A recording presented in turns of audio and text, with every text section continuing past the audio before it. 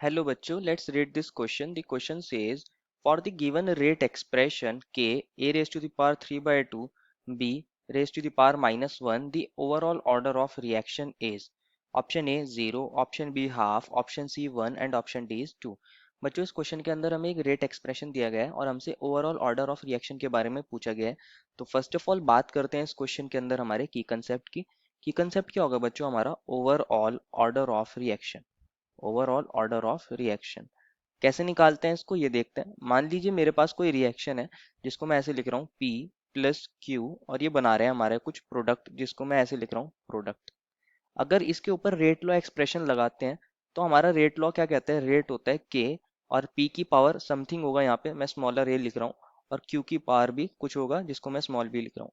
जो small a है वो हमारा होता है order with respect to P और जो हमारा स्मॉल b है वो होता है order with respect to Q। अगर मुझे ओवरऑल ऑर्डर लिखना होता है तो मैं क्या करता हूँ? A और B को ऐड कर देता हूँ। मतलब मैं ओवरऑल ऑर्डर निकालने के लिए कंसंट्रेशन टर्म्स की पावर को ऐड कर देता हूँ जो हमारे रेट लॉ एक्सप्रेशन के अंदर होती हैं। बात करते हैं गिवन रेट की।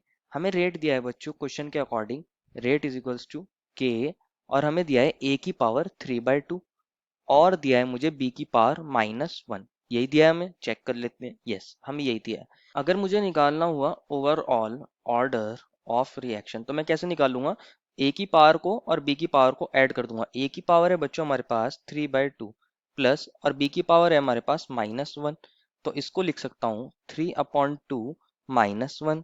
इनका एलसीएम लूंगा तो बच्चों आ जाएगा 2, तो ये आ जाएगा 2 और यहाँ पर भी आ जाएगा 2, तो कितना आ जाएगा बच्चों? ये 1/2। इसी को बोलते हैं हम हाफ। इसको अपने ऑप्शन के अंदर चेक कर लेते हैं। ऑप्शन बी में हाफ है, therefore the final answer is option number B. I hope you understood it well and best of luck.